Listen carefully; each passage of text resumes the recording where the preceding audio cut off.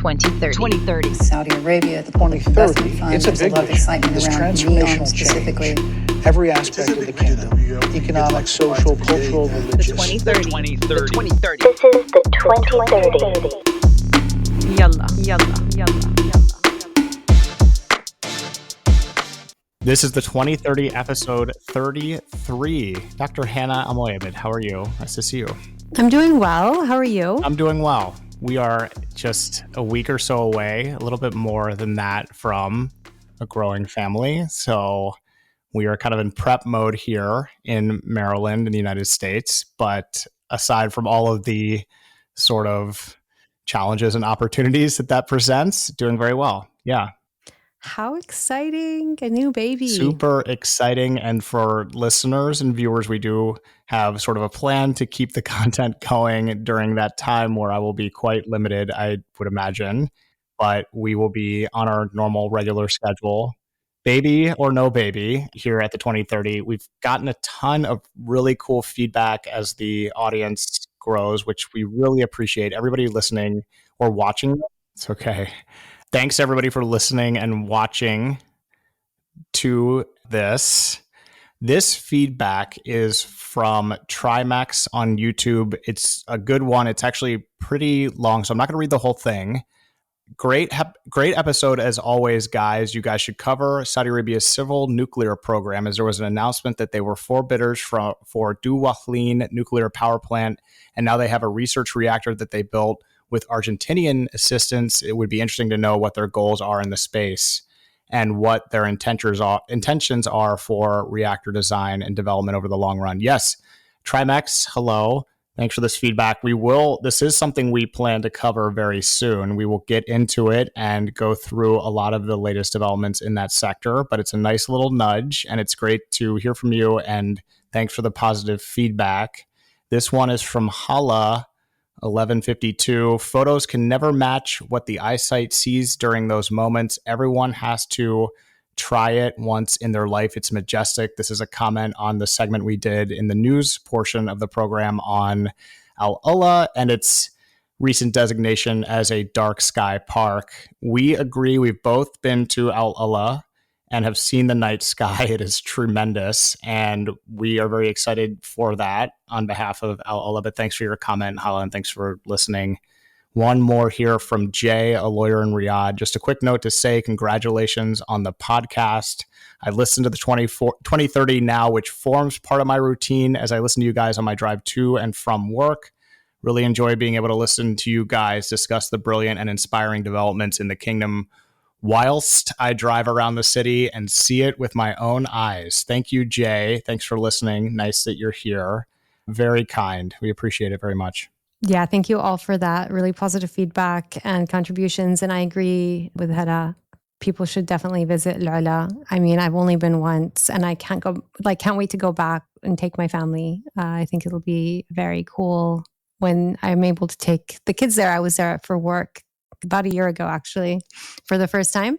So really looking forward to going again. And yeah, Al Ula is amazing. Samesies. I plan to bring my children there this winter at some point. I think they're going to love it. It's definitely a different topography than what they're normally used to, either in Riyadh or in the United States. And the skies are amazing. They're kind of in that sky era where they're like, the sky is cool and Pierce wants to be an astronaut and the whole thing. So we like to do night patrol around here where we get flashlights and go look at the stars before bedtime, which is really easy to start and very hard to get them to end. So I think they're going to love it. If you haven't subscribed to us yet or followed us yet, anywhere you want to see us on LinkedIn, Instagram, TikTok, the whole thing, or YouTube, and we're on every podcast platform imaginable now. Can't rattle them off, but just hit the subscribe button and we will be part of your commute if you'd like, just like Jay's. And we really appreciate everybody that has already done that because it makes it easier for us to grow this podcast, as you guys know how it works. So it's nice to see those numbers continue to go up. And then also, if you go to the2030.com, which is THE, the word 20, the number 20 spelled out, the2030.com, subscribe to our email newsletter, which delivers the content directly to your inbox, so you don't even have to do anything to get it. So check that out if you would like. But thanks for everybody for being here. We are now going to get to a really great conversation with Lama Khaiyat. Joins us from Riyadh. She is the founder and CEO of Awtada, a Saudi public policy consulting firm. It's really cool to hear her perspective on the development of the consulting industry in Saudi Arabia and in Riyadh, where she joined the call. It's a great conversation, and she's already building her consultancy to be quite formidable, growing considerably year on year. So it's a really interesting perspective we are excited to share with y'all.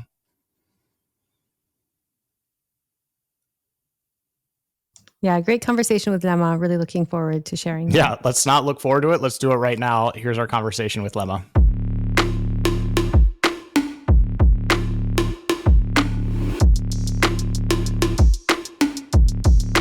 We are pleased to welcome onto the 2030 main stage, Lama Khaiyat, joining us from Riyadh, where things are busy right now. Lama is the founder and CEO of Awtada, a Saudi public policy consulting firm that focuses on local emerging sectors, including local government, culture, sports, and coastal tourism. Awtada is a growing consulting business based in Jeddah, with an average annual growth rate of 160% between 2020 and 2023, providing clients with insights and tools to navigate the intersection of society, markets, and policy in Saudi Arabia. Lema has an MPP from Oxford University. Thanks for joining us, Lema. Nice to see you. Thank you, Lucien and Hanaa. Nice to see you too. Thank you so much for coming on today, Lama. It's wonderful to have you. And I would love for us to start this conversation with you telling us a little bit about yourself, how you ended up working and starting a female-led Saudi consultancy, despite your experience kind of working with the big four, namely PwC, and kind of your firsthand knowledge of big players and how they operate in the kingdom. Thank you, Hannah. So I started working in consulting when I was 19. That was my first internship in a big four. And when I graduated from undergrad in France, I joined PwC. It's definitely it's one of the big companies where you learn the ABCs of consulting, what makes a consulting deliverable professional. But I wouldn't say that it's a place that I was able to fulfill my passion in when it comes to like development topics and all of that. I did move to a boutique consulting firm after PwC, and it was owned by an investment bank called Corp. They had a very big presence at the time in Saudi. And the boutique firm was small, but that's where I actually learned so much. We were working on a regional development program in Saudi at the time. It was before the inception of Vision 2030. And it being a boutique and a small firm, I am a believer that you learn more in like smaller companies than very big companies. So in both fronts of like doing analysis, recommendations, etc., I had more responsibilities, but also from the side of actually presenting in front of clients and all of that, which is quite intimidating in your early 20s. And 2016 was the year when the Vision 2030 was being developed. And I had the privilege of being exposed to the clients that were working at the time on the planning of Vision 2030. And so questions around job creation, questions around, a lot of development questions. What's the role of the private sector, the public sector? It was like a very interesting time. And that's when I was sure that I wanted to do my MPP and get to like reflect on these topics more. So I moved to the UK, did my MPP. And when I returned, I really, looking at the market, there were these big consultancies that were doing important jobs, but I really wanted to see like a Saudi public policy consulting firm that did things a bit differently. So not just like, you call international experts, you ask them how did they do it in their country, and you get those recommendations. And, I really wanted to be able to see a Saudi consultancy that actually consults the local stakeholders more than international experts when it comes to, matters concerning public impact. So yeah, I mean, that was, and then I took a risk in my career. So I was getting offers from like very good consulting firms, good positions. And I remember telling someone, the offer is really good. I might fail if I start my own practice, but I'll give it a shot. And if I fail, I'll call you and maybe join you later. And yeah, that was the inception of Awtada. So it's a consulting firm. We do compete in the market with other consulting firms, but what's different is it being a boutique, there's more stakeholder interaction in the process of coming up with those recommendations. And by stakeholder interactions, it's not just the government institutions, but actually the policy beneficiaries.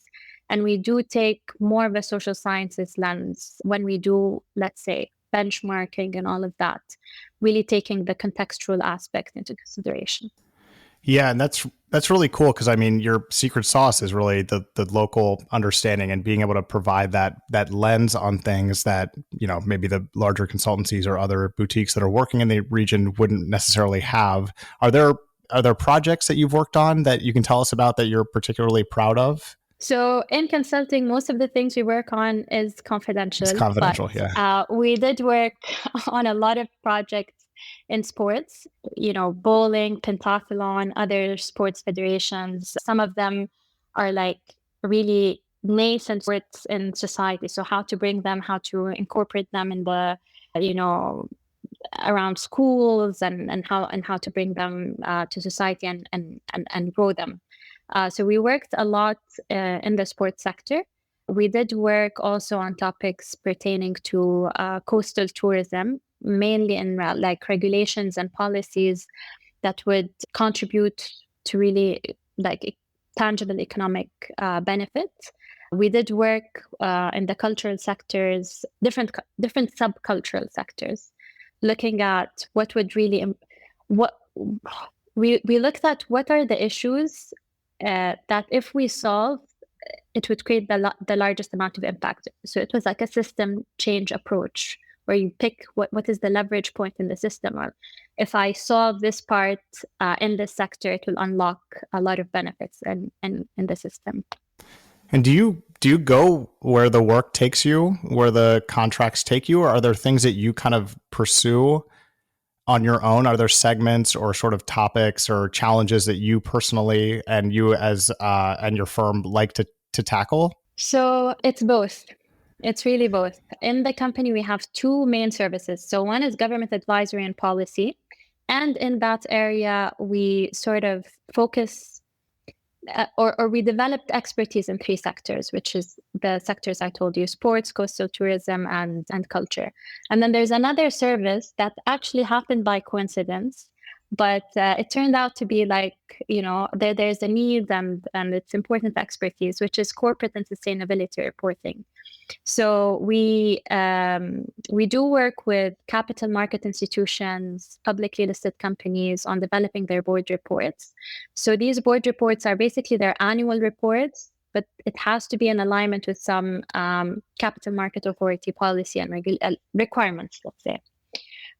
So we make sure that the requirements are there, but we really help these private sector players in not just fulfilling the requirement, but to really present what they've been up to in terms of performance, in terms of ESG, in terms of, their social contribution, their impact to the market. And so the way we see it is like you're really reducing the information asymmetry between those companies and the market or the investors, which is very important because, for example, sometimes the financial product is really unclear and people do invest in things without really understanding it sometimes, right? It's like, I heard that this is a good investment. And so we make sure that it's not just, numbers and we make sure there's the quantitative element and there's enough qualitative element for any retail investor to understand where they're putting their money. So that's another service line that we also have. And I think there's a lot of benefits in working with both the private sector and the public sector. It gives you a much more holistic view of what's happening in the economy. I want to talk a little bit more about the public sector for a minute. I mean, you work closely with government and people who are working in civil service. So you must have seen it evolve over the years, especially since you were, kind of their pre-vision. So I mean, do you think it's become more effective since the launch? And what are the key drivers for this change? So when it comes to civil service effectiveness, I think there's a lot of components that come underneath it. Without talking about a lot of them, I think so digitization is one. And when it comes to digitization, this year the government, I think, there's so many rankings and so many things, but I think it went up 25 points or scores in the UN Digitization Index. And that is a big one, a very big one, when it comes to civil service effectiveness. And then another thing in civil service effectiveness is policymaking, the process of policymaking. And although policymaking is like a function of government that's always been there, but even the term policymaking and what policy is, etc., really gained more momentum in the past years with the Saudis' presidency of the G20 and other stuff. So a lot of government institutions have been working recently on, okay, what is our policy framework? And there's a lot of effort around that. So on that front, a lot of things improved. On the human capital and HR front, the vision really attracted a lot of talent. So a lot of talent went into civil service and public sector. And I think there's also this knowledge transfer that happened between the consulting sector and government in two ways. One is a lot of Saudis who joined the consulting sector and worked in things like, professional project management, etc., went to the public sector and started, doing that in-house, which is great. And then another thing is a lot of government institutions also adopted this build, operate, transfer mode with consulting. So you come, you train, the employees in government, you give them tools, etc., in a way that is sustainable. And so a lot of these things really affected the effectiveness of civil service in Saudi. And do you think that's changed the way people look at Saudi and think about potentially investing in Saudi, coming into the market? And is it changing attitudes? I think it is. I don't have, the figures and the numbers, but from everything we hear and the number of entities that are opening in Saudi, we can say that things changed. But I think also when it comes to policy, the interesting thing about Saudi and what's happening now is that the way policy is happening is not the passive way where you say, okay, there's a market deficiency in an area and we're going to intervene just to fix it. The way it's happening is really like, let's shape a different future. So if you look at the public sector, certain frameworks of impact. Let's say in healthcare, there's something called value-based contracting that makes healthcare focus more on impact and value. These things are usually adopted by the private sector. So when you see the public sector, bringing this term into the arena, having the intention of developing a guide and bringing it to the private market, or like if you see the Tadawul or Saudi Stock Exchange talking about ESG, I think what's happening right now is like this attitude of the public sector is really affecting the market, because it's like collaboratively the private and public sector are trying to create value. So it doesn't feel like, the old way of doing things where, maybe the public sector will catch up, or maybe, the private sector is more modern. And in a way, things really changed. The market really changed in how it's operating. So I'm curious about the consulting sector in general in Saudi Arabia. I mean, I think it's widely known outside of Saudi Arabia that consultants were kind of integral in getting the Vision 2030 to sort of be formed correctly and launched with, long-term plans. I think a lot of people know about that. And I think fewer people know about how the consulting sector and consultants are playing a role sort of in the vision now. So can you talk a little bit about the status of the consulting sector in Saudi Arabia? I mean, your business is growing, but is the sector growing as a whole? And, how is it kind of plugging into both the public and private sector as the economy diversifies? So first, the consulting sector did play a role, and it was one of the major contributors in the vision.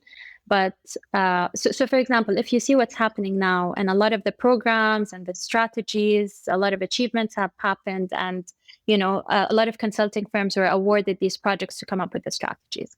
But to give you a more nuanced answer, any successful consulting project, in my opinion, I would attribute the success at least 50 or 60% to the project owners in government. So the success of a consulting project has to usually, if it comes from a good project owner in government, it would also require, relying on a good management team on the government side for that outcome to be great. And the way I look at it is not just the contribution of the consulting sector to Vision 2030, but the contribution of Vision 2030 to the consulting sector. So the reason I say this is because us as a local boutique consultancy, but also on my view for larger consulting firms, larger global consulting firms, the economic and social case study of Saudi in the recent year has been a very interesting one. So everyone actually was learning from this experience. So even if a consulting firm has a large, portfolio and a lot of experience, I think Vision 2030 really working on these projects and looking at how the pilot happened and what worked and what didn't was such a great case study for most people, especially if you're into like social sciences, economics, etc. So there's everything we learned in textbook on economic theory, social theory, and then there's what happened in Saudi. So in that case, and maybe another thing that I want to mention, I think, and I'm sorry if I'm getting out of the question a bit. I think the consulting sector, the reason I'm an advocate or I like seeing good local consultancies succeeding is not because it's good for business for local businesses only, or it's good for local job creation. I think the consulting sector is a very knowledge intensive sector. So every consulting project I take is a way for me to further develop a specific type of intellectual property. So I don't want to say it's like research institutions or universities, but it's somewhat similar, right? Because if I'm exposed to XYZ projects, so one in coastal tourism, one with a private sector institution, there's a lot of IP that is being developed. There's a lot of knowledge that is being developed, and so it's a knowledge creation process, and having that knowledge creation process developed in a local economy comes with a lot of benefit. Yeah, so that's one thing I wanted to bring to the table. No, I love that. And I think that that's just right. And just to pick up on your point, sometimes when I'm in the think tank space and we're discussing policy and I'm linking it to academic research, other times I do pivot and say, well, you know what, I'm working on a project with an entity in Saudi, and this is something that we've done, and there's demand for it, so people are willing to pay for it and so on. And I think that actually you're right. We do need to think of it that way. And people don't always think of it that way, right?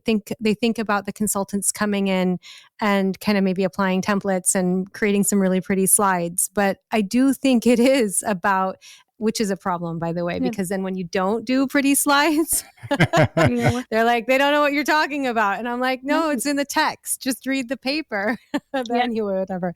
But I think that it's really important. Yeah. So a lot of things, like even the frameworks that we've been developing, they're developing because we're developing good frameworks because of the projects we've been through, right? And then these frameworks could be scalable through our work with different government institutions. We sort of realize now, if I take a policy project, I will probably go tell the client, this might not work, or maybe we need to do this advocacy piece before this. And this has been developed because of an accumulation of a lot of things. And so I really think the consulting sector is a very knowledge intensive sector. A big part of it is, the sector in general is like billable hours, templates, etc. But there is a very big opportunity to actually create a lot of insight and knowledge out of it. And it's an intellectually stimulating area. Are you able to use your platform then to kind of produce reports that are not necessarily commissioned by clients in order to really kind of help the other entities understand what's happening within the kingdom better? Yeah, when we have the time for it, we can. I think we just started thinking about, what sort of some thought leadership pieces that we can develop, right? And the more projects we have in our portfolio, the more we're able to come up with something interesting. Another thing that we started doing is, for example, taking a pro bono project with a nonprofit institution and doing some impact assessment work and an impact report on some of their social programs. So these are things that we can publish and that could benefit society without it necessarily being paid work or commissioned work.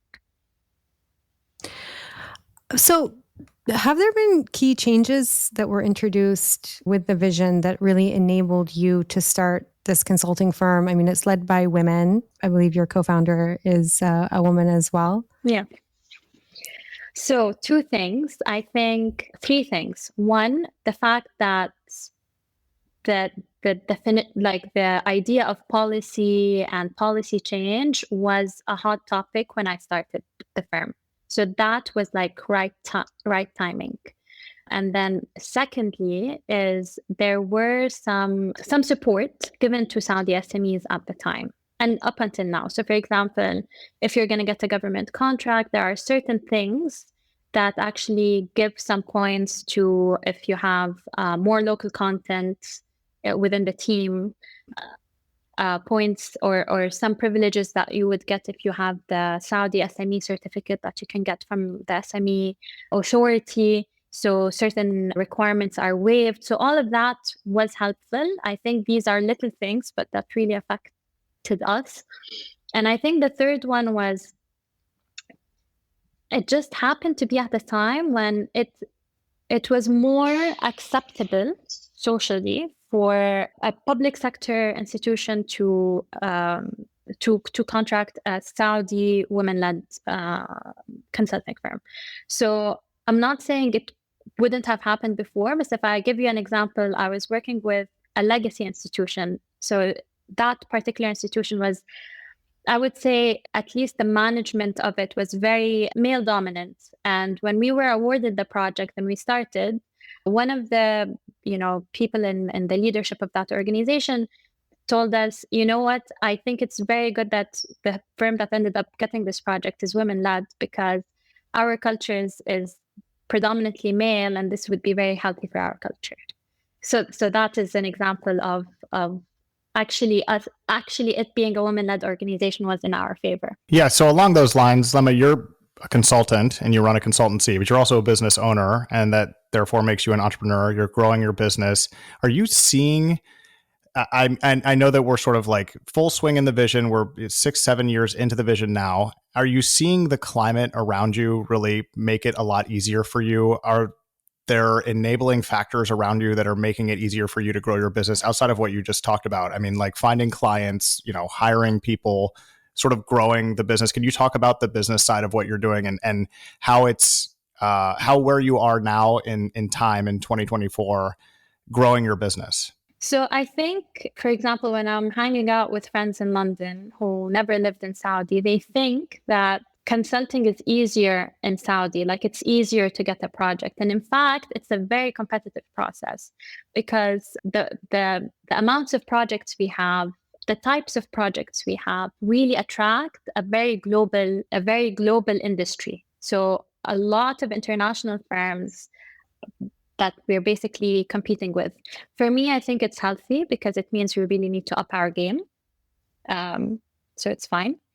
But it's not, I wouldn't say it's easy. Like when people come and ask me like, yeah, I want to start this consulting firm, I'm like, go for it. So I'm just telling you that the first 2-3 years are going to be tough. You need to be willing to collaborate with other firms, etc. It takes, 2 to 3 years to be able to actually win your first direct government contract. So it is a very competitive industry, I have to say.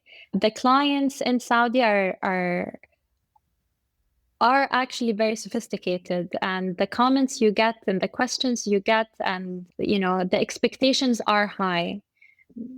So yeah, that's from the business side. And I think when it comes to how, for example, are we maintaining or gaining clients, I think it's two things. I think we try as much as possible to deal with our clients as with integrity. So whatever we do with a client, if there's any way for them to sustainably be able to do it on their own, we take that approach, because for us it's more of a partnership, and it's more of us doing things with integrity, so we can keep on working with the client on other topics.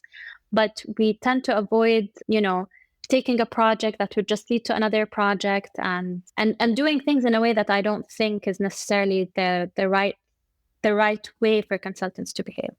I think we've done a good job in institutionalizing the business. My team is wonderful. So the whole bidding process, what procurement systems to register in, what clients to have conversations with, what are the new trends that are happening so that we need to update our services and offering, all of these conversations are happening actively at the firm, which I'm very grateful for.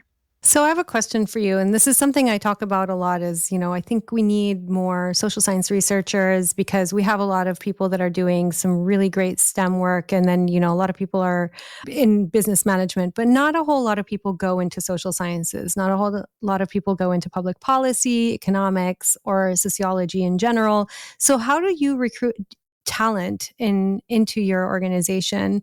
And do you see a growing pool of talent in these areas that you're able to draw on? So we never had a phase where we were recruiting a lot of people at once. It has always been gradual. I think so. It's two things that I always look for when we recruit. So good research and writing skills. Writing skills in Arabic is so important, more important than English. But then you need the English skill because a lot of the references in the research is in English. And then the second thing is to recruit people who really connect with the purpose of the company, right? So people who, really connect to the purpose of why we exist. So speaking about recruiting, we just recruited actually a Saudi fresh grad from UCL. I know you went to UCL, Hanaa. And she studied sociology and politics. She is so good. It's been only a few weeks and the research is amazing that she's been doing. But I do see it around me, even in social settings, that people are actually majoring more in, I wouldn't say more, but people do feel now that, I want to go and study something related to, a cultural topic, or I want to do a master's in culture or cultural studies, or so there's more and more people that are interested, and I get more and more messages from people that wanna enter this field, even if they're not in the field. So a lot of people who work in marketing, communications, you know what, I wanna pivot. So there's more of a growing interest in this area, I would say. And the consulting sector is one good career path for this area of expertise. So let's finish, I think, by asking you what's next. We talked for a second before we started recording about how it's a very busy time, especially in Riyadh, as we reach the end of the year. But what's next for Awtada? What's your plan to expand your service offering if you are going to do that? Give us a glimpse into the future of what you want to see for your company in the next few years. So I can't say a lot because it's still a decision to be made. We're still making it. But I think the industries we're focused on and the areas we are focused on at the moment are very strategic ones that have a lot of opportunities. So I'd rather, really grow within this area. So yeah, that is one. And then two is build. So I think what happened in the past few years is that, certain IP, certain frameworks were developed. An example of something that I consider very valuable is in certain sectors, we've tracked all the policies that have been developed since the inception of certain entities up until now. So we have it all tracked and summarized by year, and that really helps when we do policy analysis and recommendations. And so the way I see it is how to scale all of this. So we did develop a lot of things that we think we can scale by actually utilizing it and utilizing what we have on more meaningful projects. That does not mean using it as a template, but as a reference that we own. Lama Khaiyat joining us from Riyadh, founder and CEO of Awtada, a Saudi public policy consulting firm. Lama, thank you so much for your time. This was great. Thank you very much. Thank you, Lucien and Hanaa.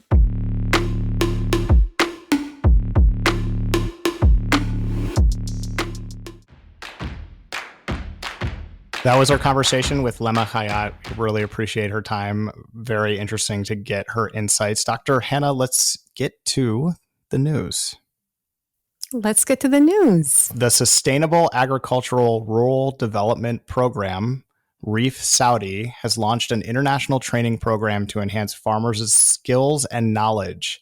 The program will feature study tours focused on specific agricultural fields, including introducing participants to modern agricultural methods. According to the Saudi press agency, the launch ceremony took place at the Ministry of Environment, Water, and Agriculture HQ in Riyadh, with reps from the ministry and the UN Food and Agricultural Organization, FAO, in attendance. The training program seeks to foster networking opportunities and encourage participants to adopt and share their learnings from the study tours within and beyond their communities. The program also aims to provide consultation spaces and introduce participants to innovative agricultural practices, and it targets specialists in the field of study, including smallholder farmers, land users, and owners of agricultural businesses and institutions. I love this news because it really is talking about how scholarships in Saudi Arabia really are expanding specifically to address some of the key industries that we need to grow in order to really, kind of achieve the goals of Vision 2030. And sustainable agriculture is one of them. So it's a really exciting piece of news for me. Love training. Something that we have talked about, not much on the show, Dr. Hanaa, but a decent amount off the show, is sort of the arc and maybe over time development of Saudi Arabia's agricultural programs. And of course, you had a ton of agriculture in Saudi Arabia before. If you fly into Riyadh, especially, and a lot of other cities as well, you'll see outside the city sort of the former and still existing in some areas, central pivot irrigation system. So it looks like you're flying into like International Space Station at the beginning, because you have these big green circles dotting the area outside of Saudi Arabia. In 2014, 2015, something like that, maybe even a little bit earlier, they started to phase out wheat production because of water use and the need to conserve water, which wheat uses a lot of. They started to more intelligently kind of approach their agricultural needs, especially as they start really growing quickly. Saudi Arabia starts growing really quickly, I should say. And you also are seeing a lot of investments by various investment funds like Kaust and their investment funds and others that are based in Riyadh into technologies that are sustainable ag, or in the sustainable ag space, I should say. Things like Red Sea Farms was one of the earlier investments that appears to be doing well and has secured several rounds. So this is an interesting space, an interesting news item as well. Yeah, and I was reading in Arab News recently that one of the largest sustainable agricultural projects is in the south as well. So you do have more kind of irrigation in certain parts of the country. And I think that I saw a really cool documentary about regenerative farming in Al-Bayla as well. So there's just a lot of really interesting things happening. And it's so important to talk about this because it's not what people would think when they think Saudi Arabia. They think, deserts. They're not thinking about what's happening in Tabuk and what's happening in Asir. And they're not definitely thinking about all of the vertical farms that are popping up everywhere. There's just so much innovation in the space. And it's so important for food security. It's so important for jobs. It's important for the environment. It's just, I think really important space to keep an eye on. Yeah. And of course, you have the American story of the Dust Bowl, which is the greatest unsustainable agricultural event in human history. It almost destroyed the country. It's a terrific documentary. If you're looking for one, by Ken Burns, several parts. Really, what I love about what he does is the interviews with the Americans that have perspectives on it, and the interesting twang that they have in the accent, as well as their perspective of what happened with the Dust Bowl. But it's an amazing story about what happens when you're not sustainable in your agricultural practices. And I'll leave it at that. It's a good one. Check it out. And in not completely unrelated news, Saudi Arabia's PIF expands green investments to $19 billion across 91 projects. The PIF has expanded its green project investment plan to over $19.4 billion, covering 91 eligible projects in areas such as renewable energy and clean transportation. In its second allocation and impact report, PIF provided an update on the allocation impact of its green bonds as of June 30th. The new paper revealed that PIF has currently identified a capital expenditure portfolio of, we've said this a few times now, but $19.4 billion of eligible green projects, of which $8.5 billion has been earmarked to be allocated under PIF's two green bonds, referring to these, the ones issued in 2022 and 2023, totaling a combined $8.5 billion. So how much is the PIF spending on?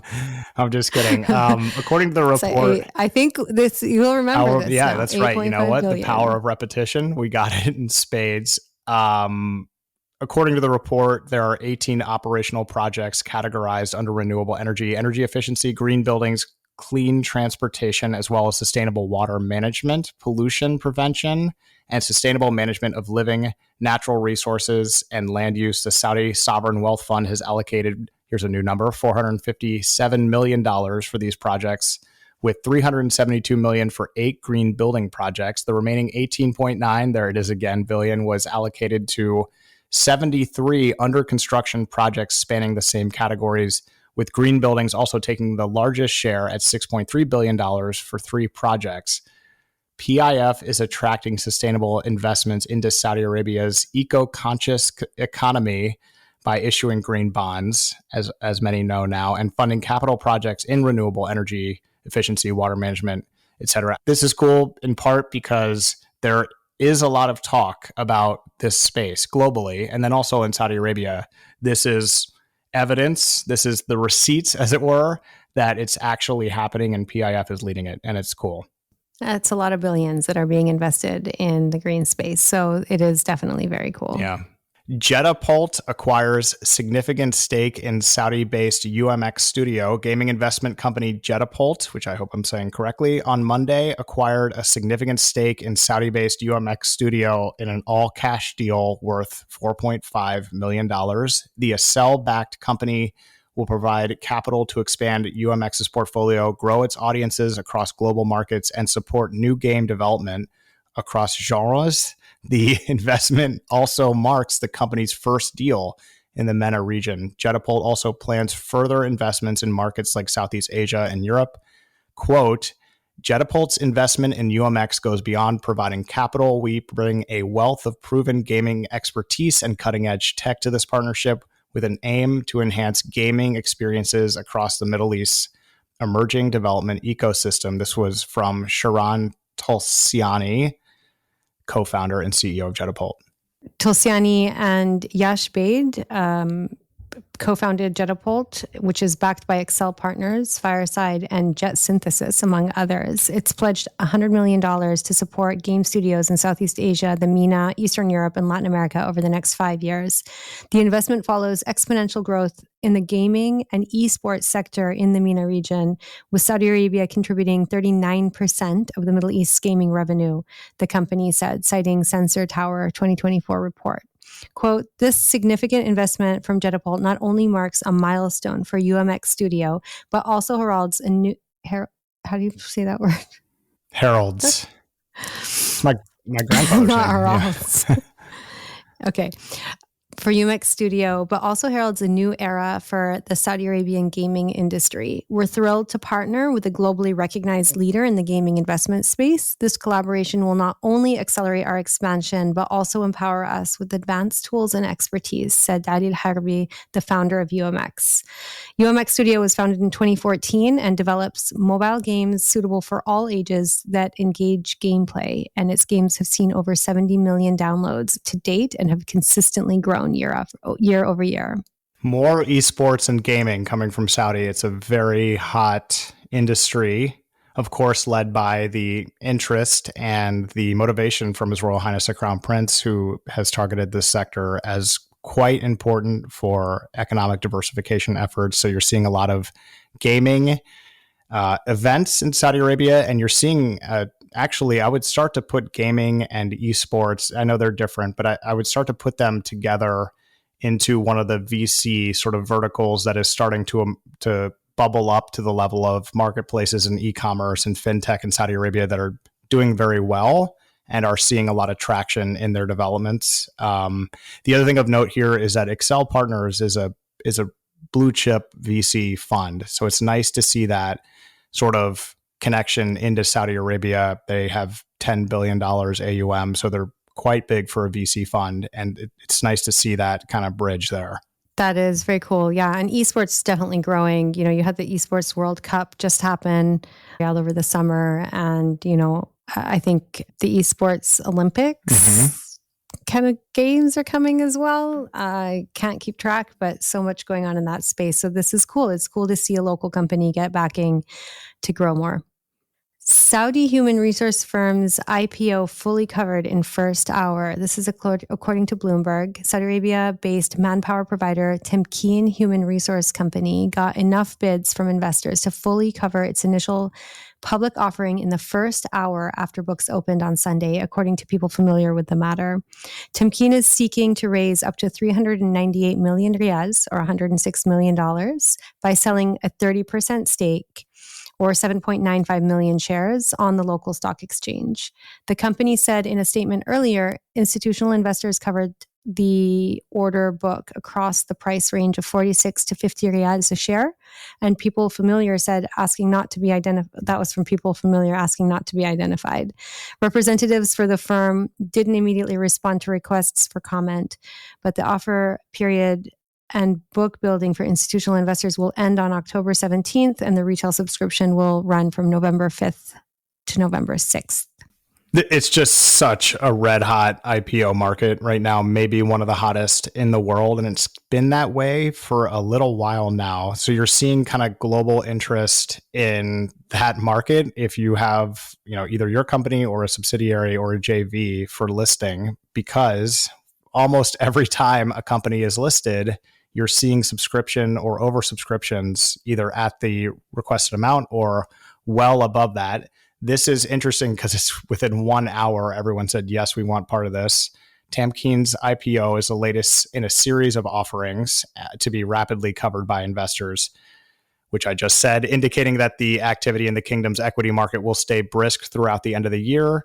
Of course, in last episode, we discussed a little bit about how there are some headwinds now from regional tensions and the spreading of violence in the region. So we'll keep an eye on that. The fourth quarter was a very sluggish start for the stock market, but not for Temkeen's IPO and their interest. So far this year, equity offerings in the country have raised over $15 billion, largely driven by Aramco's secondary share sale, one of the biggest of its kind of the year. And that also sold out within hours, as was the $763 million IPO of local hospital group, Dr. Suleiman Al-Faqih Hospital, which we discussed on the show and is interesting. I saw a really cool post, Hannah, on LinkedIn about how the market is just absolutely on fire. Like Aqua Power. I mean, all these IPOs that have happened, you're looking at, for some of them, 750% growth in company value after listing in Saudi Arabia. So that is a testament, I guess, as much to markets in general worldwide, and then the Saudi market in particular being red hot, and a lot of interested investors in Saudi Arabia looking to get into the market. These IPO listings are attractive at the beginning because you're feeling like you're getting in at the ground floor, of course. do not, but this is not, none of this is investment advice. We always have to say that. But Definitely not this advice. is not advice. Yeah. But it is interesting. Definitely.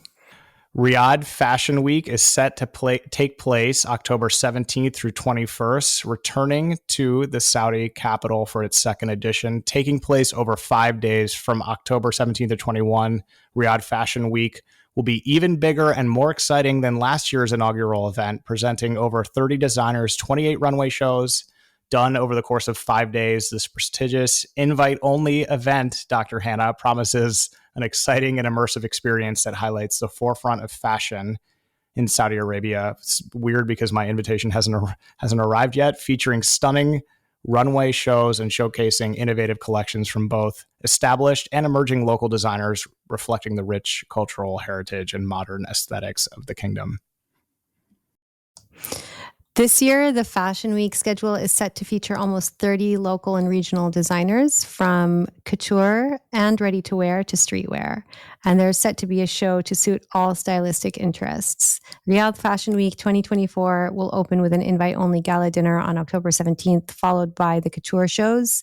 A coveted invite, the opening day of Fashion Week, is set to see a selection of the kingdom's most influential tastemakers sit front row alongside internationally renowned fashionistas and designers. And then on October 18th, the couture shows continue, followed by 2 days of ready-to-wear on the 19th and 20th. And Riyadh Fashion Week will officially come to an end on the 21st with a series of streetwear shows and a massive closing party with influencers, celebrities, models, musicians, and more in attendance. It's palpable. The excitement is palpable. Is it palpable? It's funny.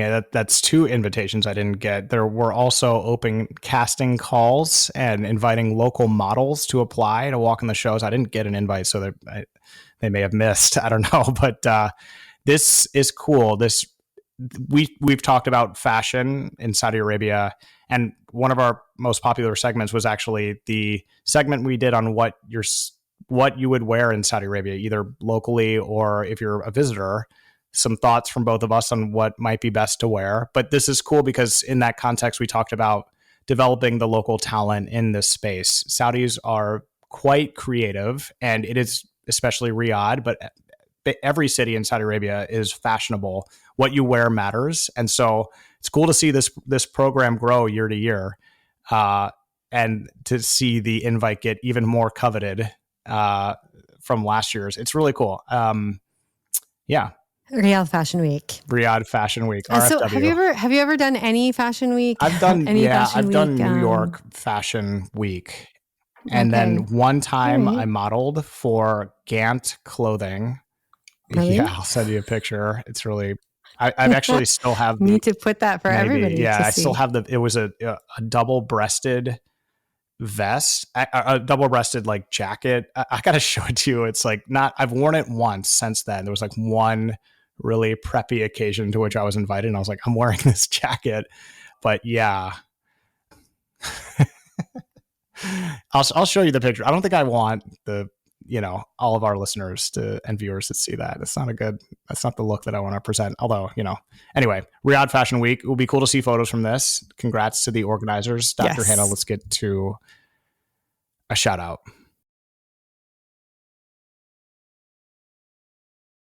So my shout out today is a little bit late, but I still think it's relevant because the Saudi Games, 2024 Saudi Games, are still happening at the moment. However, in August, they lit the torch and they had a torch rally, basically going around the kingdom between the 22nd of August and the 22nd of September. And my shout out is to Muna Shahab, who was one of the torch bearers in Asir. She, is one of the first Saudi women to have climbed Mount Everest, and she is a serial marathon runner. So Muna is incredibly athletic and very involved in the Saudi Games. I believe she's also on the board of one of the sports committees, but when we get her on the show, she will tell us and correct me when I'm wrong. But I wanted to give a shout out to her for her incredible kind of efforts within this space and how, she links mental health to sports in such an eloquent way. And so having her kind of take the torch and be part of the rally was really exciting. The torch rally is, a symbol of unity and hope. It did travel across all the regions of Saudi, highlighting the country's cultural, historical, and tourist landmarks. And it culminated on the 23rd with the National Day, which we talked about a few weeks ago as well. But it was exciting to see my friend on her Instagram feed carrying the torch to celebrate kind of the games and how they impact people across the kingdom. Super cool. Congratulations to them. That is awesome. And a great shout out, Dr. Hanaa. My shout out today is also a little bit behind the eight ball. That not much, I guess 2 weeks now, but the American Chamber of Commerce in Saudi Arabia recently elected new board members as part of their annual general meeting. AmCham is what they're known as, which is a terrific organization, truly. At their annual general meeting across 3 chapters, Riyadh, Jeddah, and the Eastern Province, the meeting was held in Riyadh on September 30th. And it marked their 3rd gathering since their unification as AmCham into one organization since 2021. And my shout out is to the newly elected board members, David Edgington, president of the Eastern Province chapter for AmCham. So there you go, EP. He is with KBR. You have Naushwan Hafiz. I'm sorry for saying your name incorrectly if I did. He's president of the Jeddah chapter, and he is country manager at Amazon. Jamila El-Dajlani, a director of senior committees, and she is with KPMG. And last but certainly not least, my boy, Abdulrahman Al-Gaban. He is member at large. He is Bechtel, Saudi Arabia's president, and also known to my children as Uncle Ramen. Congratulations to all of you guys, and very much looking forward to your work building AmCham to be a formidable force in the region. The work you guys do is amazing. And the event, which looked like quite a to-do, there's some photos of it online, but they said that these new appointments represent a significant transition for their organization.